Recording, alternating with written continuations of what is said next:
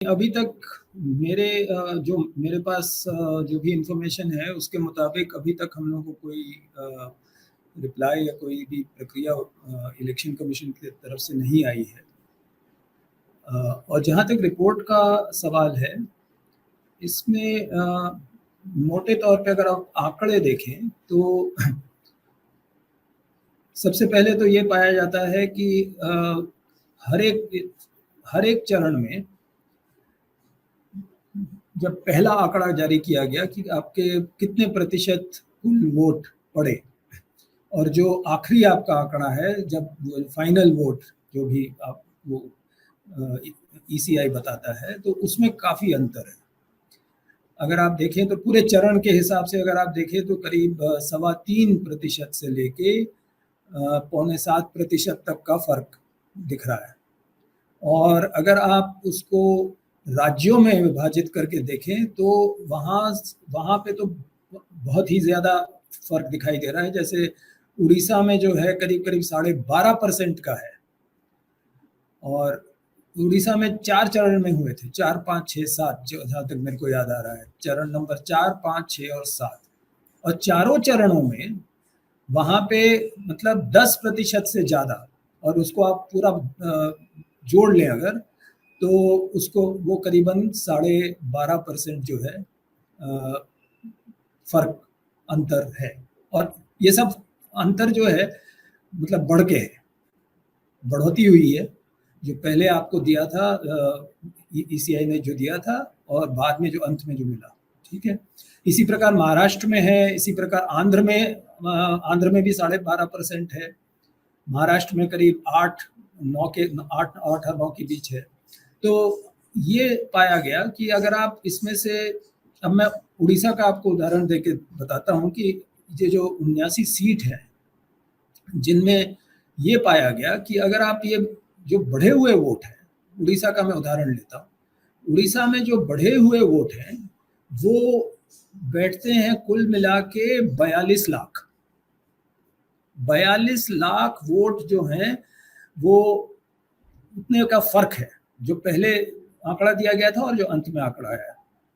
42 lakh vote और 21 सीटों का यह मतलब हुआ कि अगर आप औसत निकालें तो आपका कितना बनता है, 2 लाख वोट। हर सीट पे 2 लाख वोट का मतलब फर्क हो सकता है। ये चिंता की बात है, इसलिए कि चुनाव आयोग ने इसका कोई स्पष्टीकरण नहीं दिया है। अगर आप सिर्फ आंकड़े देखें तो आपको ये 2 लाख वोट प्रति सीट निकल के आ रहे हैं। मतलब अब किस सीट में कितने हुए हैं ये कहना ये अलग बात है, लेकिन 2 लाख वोट प्रति सीट आपको दिख रहे हैं। और आप अगर जीतने का जो अंतर देखें, जो पहले, अब उड़ीसा में तो बीजेपी ने स्वीप किया है, तो 18 सीटों में, 21 में से 18 सीटों में जो बीजेपी के उम्मीदवार जो जीते हैं वो 2 लाख वोटों से कम से जीते हैं, ठीक है। तो मतलब एक प्रश्न चिन्ह आ जाता है इन 18 सीटों पे, सभी पे आता है, लेकिन क्योंकि बीजेपी की सरकार है, केंद्र सरकार है, तो मतलब वहां पे तो एक बड़ा प्रश्न चिन्ह आ जाता है कि भाई क्यों हो रहा है ये इस तरह से। और ठीक है, हो गया मान लीजिए। और इस दूसरी बात यह है कि इसमें जो पुराने चुनाव हैं वहां पे अगर आप देखेंगे तो वहां पे बहुत कम है। वहां पे जो 1%, आधा परसेंट इस तरह का जो है फर्क आता है। इस तरह का फर्क मान सकते हैं कि हो सकता है, लेकिन 12% का फर्क, 8 या 9% का फर्क, ये जो है मतलब बिल्कुल उलटफेर कर देता है हर चीज को। और ठीक है, अगर ये हो भी गया किसी वजह से कम चुनाव आयोग अगर हम लोग को बताता कि भाई क्यों हुआ, इसका कारण क्या है, कुछ तो स्पष्टीकरण दीजिए आप। हम लोग सिटीजन्स हैं, हम लोग जानना चाहते हैं, हम लोगों ने मत दिया है कि भाई क्यों हो रहा है ये, से पहले नहीं हुआ था, अब क्यों हो रहा है, कुछ नहीं, हम लोग कुछ मालूम नहीं क्यों हुआ है, किस लिए हुआ है। तो सबसे पहले तो ये रिपोर्ट में इस बात का विश्लेषण किया गया है। उसमें काफ़ी डिटेल्स है, मतलब हर चरण में क्या क्या हुआ, राज्यों में क्या क्या हुआ। मैं उड़ीसा का आपको सिर्फ उदाहरण दे रहा था। इसी प्रकार महाराष्ट्र में हुआ है, इसी प्रकार कर्नाटक में हुआ है, इसी प्रकार बंगाल में हुआ है। तो ऐसे अगर आप देखें तो 79 सीटों में ये प्रॉब्लम बहुत उभर के आ रही है। मतलब हम लोग ये नहीं कह रहे हैं कि ये फ्रॉड है, जांच होनी चाहिए, या कम से कम चुनाव आयोग बताए कि भाई इतना अंतर कहाँ से आया, कैसे आया, है ना। इसके बारे में हमें नहीं मालूम है, लेकिन संभावना है, संदेह है। अच्छा, पहली बात तो ये हुई।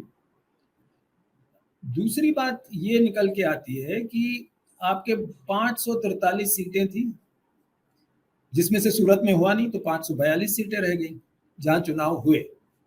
542 सीटों में 3 सीटों को छोड़ के अब काउंटिंग पे आते हैं। ये जो पहले अभी मैंने बात की, बिंदु 1 जो थी वो आपकी वोटिंग के दौरान थी। अब वोटिंग खत्म हो गई मान लीजिए, अब हम लोग काउंटिंग पे आते हैं। काउंटिंग पे जब आप आते हैं तो वहां पे आप ये पाया गया कि 542 सीटों में से अगर आप 3 सीटें हटा दें जहां पे जो वोट पड़े हैं और जो वोट माफ कीजिएगा, और जो वोट गिने गए हैं, उनमें 3 सीटों में केवल अंतर नहीं पाया गया। बाकी सभी सीटों में अंतर था, या तो जो वोट पड़े थे वो ज्यादा थे, या जो वोट गिने थे वो ज्यादा थे। अब कहीं से इसका स्पष्टीकरण एक तरह से आया है, आयोग से नहीं आया है, लेकिन मेरे को याद आ रहा है कि शायद उत्तर प्रदेश के जो मुख्य आयोग हैं, मतलब चुनाव आयोग के वो हैं, आयुक्त हैं, उन्होंने शायद बोला कि भाई देखिए ऐसा है कि जो वोट पड़े हैं वो ज्यादा इसलिए हो सकते हैं कि जो मॉक पोल होता है उसके वोट संभवतः आपने उसमें से मतलब हटाए नहीं, पोलिंग एक्चुअली जब शुरू हुई तब, तो इसीलिए वो अलग कर दिए गए। एक ये कारण उन्होंने बताया। दूसरा कारण उन्होंने ये बताया कि जब आप गिनने जा रहे हैं तो वो मशीन खराब हो गई, जो कंट्रोल यूनिट होती है जिसमें इसके नंबर दिखते हैं, तो वो खराब अगर हो गई तो फिर नहीं गिने जा सकते। अब इसमें दोनों चीजों का एक्चुअली हल है। सबसे पहले तो ये कि अगर देखेंगे, मैंने थोड़ा सा अध्ययन किया है, अगर मैन्युअल्स और जो ये ईसीआई के वेबसाइट से ही मैंने निकाले हैं, अगर आप presiding officers manual, returning officers manual, handbook वगैरह सब देखें तो उसमें हर समस्या का हल दिया हुआ है। मॉक पोल जब आप करते हैं तो वहां पूरे डिटेल में आप उसको लिखते हैं, कितने वोट पड़े, कितने वोट किस किस कैंडिडेट को मिले और क्या था, जो भी है। तो अगर वो मान लीजिए हुआ भी है इस तरह से कि मॉक पोल में आपने हटाए नहीं वो पोलिंग स्टार्ट होने से पहले, तो आप उसको आसानी से घटा सकते हैं बाद में। तो ये तो कोई समस्या की बात ही नहीं है। दूसरा जो अगर है कि भाई मशीन ही खराब हो गई, तो आप वीवीपैट गिनिए, है ना, ये भी गिन सकते हैं। वीवीपैट के जो स्लिप्स हैं उनको आप गिनिए। अच्छा, इसके बारे में सबसे बड़ी समस्या ये है कि जब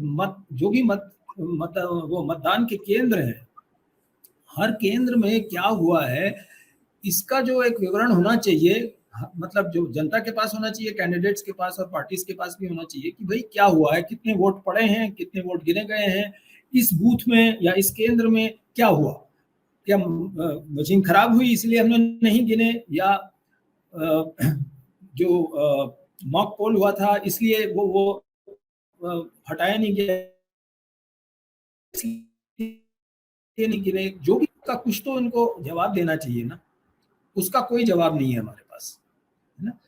अच्छा, एक तो ये हुआ। दूसरा ये, आप ये मुझे समझाइए कि आपके गिने हुए वोट जो आपने गिने हैं वो पड़े हुए वोटों से ज्यादा कैसे हो सकते हैं। जो वोट गिने हैं ये करीब 140 150 के सीटों पे जो है गिने हुए वोट जो हैं वो पड़े हुए वोटों से ज्यादा है। ये संभव, मतलब इसका मेरे को तो कोई वो नहीं दिखता कारण, हाँ कारण नहीं दिखता।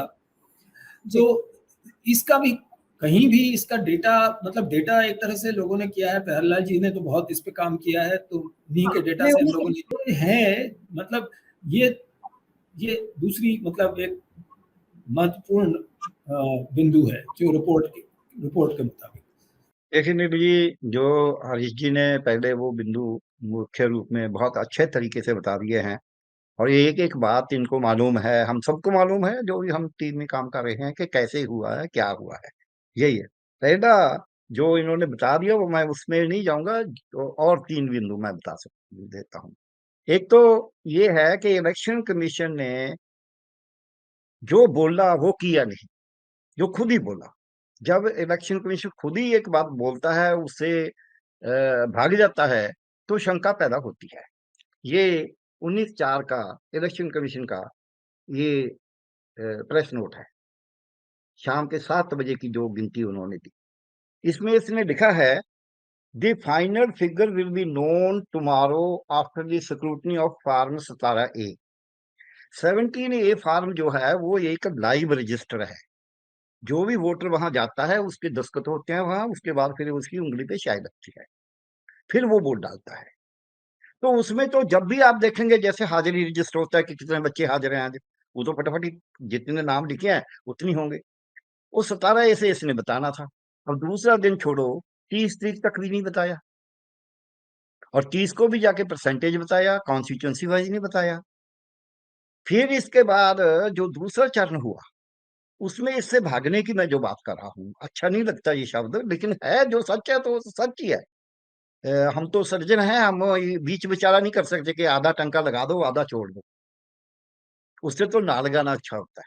तो उस रूप में ये है कि 26 तारीख को जब इन्होंने दूसरे चरण का बुलेटिन जारी किया, उसमें एक तो पहले चरण से भी पीछे आ गए। पहले चरण में स्टेट वाइज परसेंटेज दी थी पोल की, इसमें वो भी नहीं दी, स्टेट वाइज नहीं दी, अकेला बोल दिया 60.96 समथिंग हो गया जी पोलिंग शाम तक। तो दूसरा उसमें ये लिख दिया कि भाई हम ये आपको 17C फॉर्म मिल रहा है सबको, वो 17C के बाद ही आप काउंटिंग के समय पे पता चलेगा असली वोटों का। तो ये बात उसको 17E के आधार पे कहने की पहले क्या जरूरत थी? इसका मतलब पहले शायद उसको ऐसे नहीं लग रहा था, जब चोन हुआ, जब नंबर वगैरह हुआ, तो कहीं ना कहीं हुआ होगा चर्चा, क्या जाने क्या ना जाने क्या हुआ। ये दूसरा मेरा बिंदु है। तीसरा इस पे ये है कि जो इलेक्शन कमीशन है उसने ये बोला, जो हरीश जी ने आपको एक्सप्लेन किया है।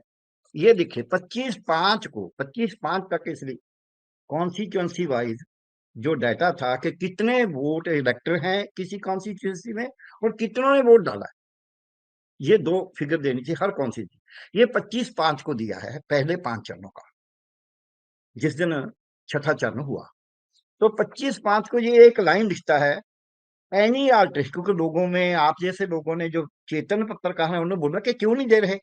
इसमें लिखा है, any alteration in the number of votes polled is not possible. अब ये तो इलेक्शन कमीशन बोल रहा है, 25 मई को ये बोल रहा है कि कोई पॉसिबल नहीं है। 4 जून को वो काउंटिंग कर रहा है। 4 जून को वही इलेक्शन कमीशन बोल रहा है कि मेरी 174 सीट में से जितना वोट डला मैंने दिखाया है उससे ज्यादा निकल आया, और 364 सीट्स में जितना मैंने वोट दिखाया है उससे कम निकला। और वो कम 1 2 4 नहीं है, वो हजारों में। मैक्सिमम जो कम है वो 16,791 वोट है। मैक्सिमम जो ज्यादा निकला है वो 3,811 है। अब आपकी एक भी कॉन्स्टिट्यूंसी में, जैसे रिची ने बोला, किसी का मशीन खराब हो गया, एक का होगा, दो का होगा, चार का। अगर आपकी 542 में से पूरी 3 को छोड़ के, 4 को छोड़ के, कहीं बाकी कॉन्स्टिट्यूंसी में 3 को छोड़ के कहीं भी वोट उतना नहीं निकल रहा जितना डला था, इसका मतलब कहीं ना कहीं बड़ी गड़बड़ है। ये जो इन्फ्लुएंस ऑटोमेटिक निकलेगा, ये कोई हमारे निकालने की क्या जरूरत है? पर ये जो कोई इन्फ्लुएंस क्यों निकाले, ये तो अपने आप ही निकलता है। देखिए उनको नोटिस तो उससे पहले चला गया था, ये अच्छा, तो रिपोर्ट को तो उसको, पहले भेजा था। हाँ, उससे ओके। पहले नोटिस दिया पूरी वीएफडी ने, उसके बाद तो रिपोर्ट रिलीज की है 2 3 दिन के तो बाद। नोटिस आपने किस तारीख को भेजा था, अगर आपको याद हो? नोटिस आपने किस तारीख को शायद भेजा 18 था? को भेजा था, शायद 18 18। को, मेरे को एग्जैक्टली याद नहीं है क्योंकि वो बॉम्बे से सारा हो रहा है।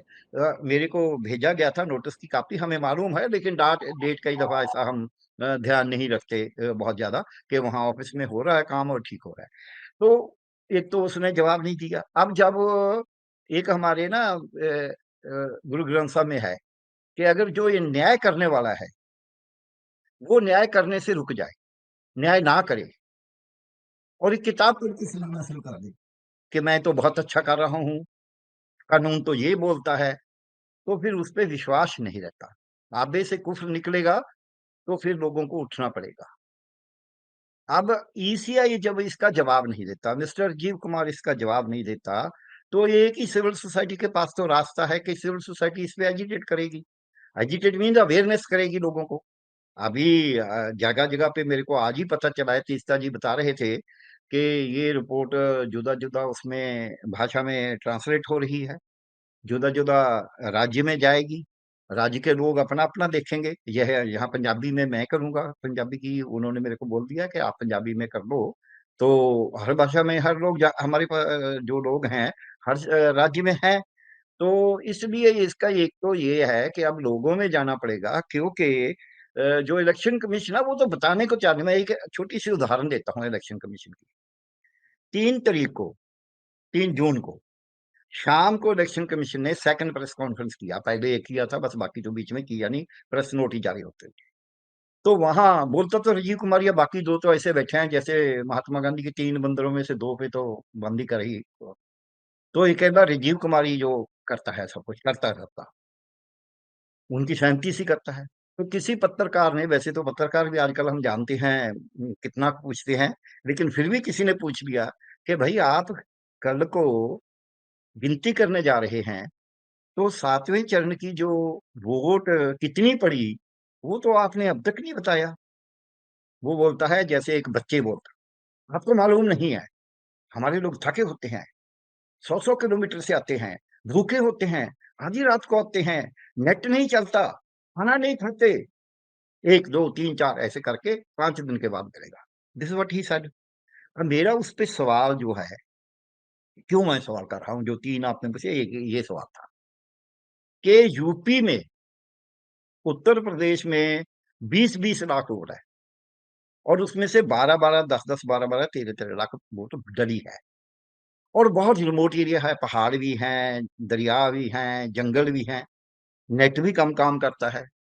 चंडीगढ़, जिसमें केवल 4,48,000 वोट है, डला है, 4,48,000, 614 पोलिंग बूथ है, 15 किलोमीटर का एरिया है जिसमें ये रेडियस में एग्जिस्ट करती है।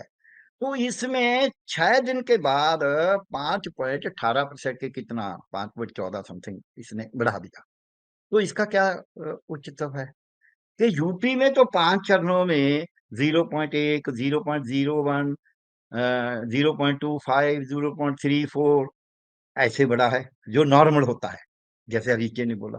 लेकिन यहाँ ये इसी तरह पंजाब, मैं पंजाब का रहने वाला हूँ, पंजाब में 6.93% बढ़ा दिया। वो कहाँ बढ़ा दिया? पंजाब में तो कोई ऐसा एरिया नहीं जहां से ना पहुंच पाए। एक छोटी सी उदाहरण देता हूँ, क्यों मैं ये समझता हूँ कि ईसी कहीं ना कहीं नीचे तक गया हुआ था। यहाँ चंडीगढ़ में लोगों को थोड़ी शर्म होती है कि यार लोग आए हैं तो हमें ठीक से बात करें, नहीं तो भगा भी देते हैं। तो हम यहाँ के चीफ इलेक्शन ऑफिसर को मिले, चंडीगढ़ के यूटी के। एक डेपुटेशन था, उसमें retired DGP, retired colonel, general army के और प्रोफेसर वगैरह थे। तो उन्होंने बड़े अच्छे से हमारे से बात की। हमने बोला कि देखिए, जब आप सिंबल लोड करते हैं वीवीपैट में, अब ये गड़बड़ होता है। तो वो कहने लगे हम तो सिंबल लोड ही नहीं करते, हम तो बाहर चिपकाते हैं। आप अंदाजा लगा लीजिए कि इतने बड़े डेपुटेशन को अगर वो ये बोल रहा है कि हम तो बाहर चिप, मैंने बोला बाहर चिपका के पता कैसे लगे कि वो किसको जाएगी? कमल को जाएगी, हाथ को जाएगी, हाथी को जाएगी, कैसे पता चलेगा? सो दूसरी दूसरी छोटी सी, 1 मिनट, आधे मिनट ही लूंगा। फरीदकोट में ज्यादा से ज्यादा 9 कॉन्स्टिट्यूंसी, असेंबली कॉन्स्टिट्यूंसी, उनमें से 2 कॉन्स्टिट्यूंसियां जो 1.5-1.5 घंटे के रास्ते पे, फासले पे हैं, जहां उनका स्ट्रॉन्ग रूम था उससे। बाकी 20 मिनट, आधा घंटा, पौने घंटे के फासले पे हैं। पूरी रात ईवीएम नहीं 4 कॉन्स्टिट्यूंसी की पहुंची। कहाँ रही वो ईवीएम? क्या कर रहे थे उससे? कोई जवाब नहीं है। सो इसलिए जब हम ये बातें देख रहे हैं, इसी तरह छत्तीसगढ़ में भूपेश बघेल जी ने बोला कि ये ईवीएम का नंबर कहीं चेंज हुआ है, ऐसे है। तो उसका सीईओ बोलता है ये अब तो वो सील्ड है, अब तो हम बता नहीं सकते। वो ये बताता ही तो नहीं कि नहीं, आप जो उसके बातें बता पास रहे हैं, आंसर। ऐसा है कि ये सही नहीं रहेगा कि मैं इसका जवाब दूं। इसके बारे में हम लोग को थोड़ा सोचना पड़ेगा कि अगला कदम क्या होगा। संभवतः हम लोग कोर्ट जा सकते हैं, और जैसे प्यारेलाल जी ने कहा, मतलब जो आम जनता है उनको समझाना पड़ेगा। जब तक मतलब ये देखिए, चुनाव आयोग से हम क्या कर सकते हैं, ये जो है वो वोट फॉर डेमोक्रेसी जो संगठन है, उसको उसके बारे में चर्चा करके एक डिसीजन लेना पड़ेगा। ये एक अकेले का डिसीजन नहीं है। तो उस पर जहाँ तक मेरा अनुमान है, अभी उस पर मतलब हम लोगों ने चर्चा नहीं की है, लेकिन अवश्य इस पर चर्चा होगी। और जैसे गर्ग साहब ने कहा, वो उसका जो ट्रांसलेशन वगैरह हो रहा है बाकी भाषाओं में, ताकि सब जगह इस चीज़ का मतलब लोगों को पता लगे कि क्या हुआ क्या है। तो उम्मीद हम लोग यही करते हैं कि एक तो जनता को समझाना, बताना कि क्या हो रहा है और क्या हुआ है, और दूसरा मतलब कोर्ट जाने के अलावा मेरे को कोई और उपाय नहीं दिखता, क्योंकि चुनाव आयोग अगर चुप बैठा रहता है तो हम लोग उसके अलावा कर भी क्या सकते हैं। हम नहीं, लेकिन प्रदर्शन आपके करें, पास उनके कोर्ट से हम लोग बहुत कुछ उम्मीद नहीं कर सकते हैं, लेकिन एक चीज़ ज़रूर होने की संभावना है अगर कोर्ट में जाएगा, कि इनको कुछ तो स्पष्टीकरण करना पड़ेगा, कुछ तो बताना पड़ेगा ये क्यों हो रहा है, कैसे हुआ है। और चूंकि अब यहाँ पे बहुत सारे लोग इकट्ठा हो गए हैं, जिन्होंने मतलब हर अलग अलग तरीके का, जैसे गर्ग साहब ने आपको अलग अलग तरीके के किस्से बताए क्या क्या हुआ, ये आंकड़े अलग अलग कुछ कुछ बता रहे हैं।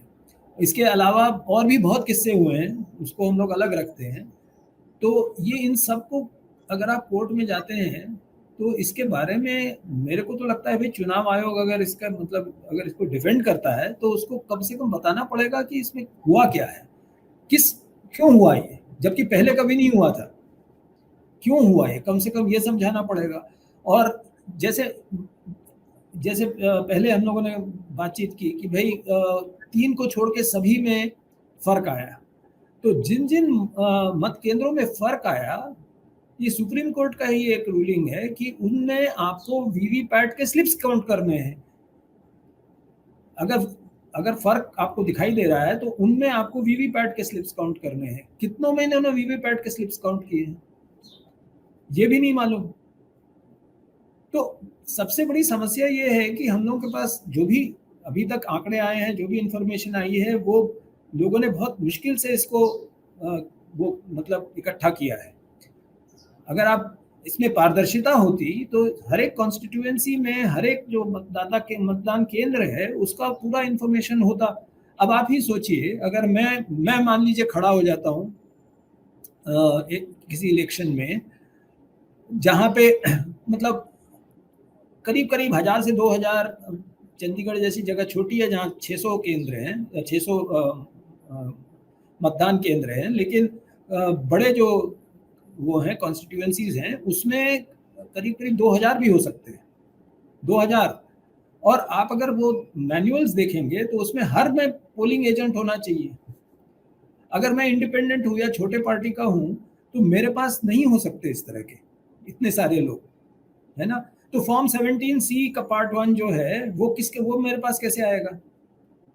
तो सही तो ये होता कि आप इसको अपनी, उनके पास वेबसाइट है, उनके पास सब कुछ है, तो आप उस पर अपलोड कर देते फॉर्म, सबको पता लग जाता कितने वोट पड़े हैं, क्या हुआ है। क्योंकि 17C तो तुरंत भरा जाता है जैसे ही वोट बंद किया जाता है, बल्कि उस पर क्लोज बटन होता है कंट्रोल यूनिट पे। जैसे ही वो क्लोज बटन वो लोग प्रेस करते हैं तो आपका वोटिंग बंद, उसके बाद आप वोट नहीं डाल सकते। और उसी में टोटल एक बटन होता है, तो टोटल आपको तुरंत उसका मिल जाता है। और जैसे 17A की बात हुई तो 17A का भी वहाँ डिटेल आपको मिल जाएगा, वो तो मतलब आप हाथ से ही कर रहे हैं। तो जैसे ही वोटिंग खत्म होती है आपके पास ये सब आंकड़े आपके पास मौजूद है आप अपलोड कर दीजिए ना, जहाँ जहाँ से हो सकता है। ठीक है, आप 7 बजे मत करिए, 9 बजे मत करिए, 12 बजे तक तो सब लोग पहुंच जाते हैं अपने अपने केंद्र तक, तो वहां से कर दीजिए अपलोड। अगले दिन तक सबको मालूम चल जाएगा क्या क्या हुआ है। लेकिन ऐसा कुछ नहीं हुआ है। तो हमें उम्मीद ये है कि अगर हम कोर्ट जाते हैं तो चूंकि अब हम लोग की तैयारी ज्यादा है, हमारे पास आंकड़े हैं, हम लोग उनसे मतलब सवाल कर सकते हैं कि आप नहीं बताइए हुआ क्या।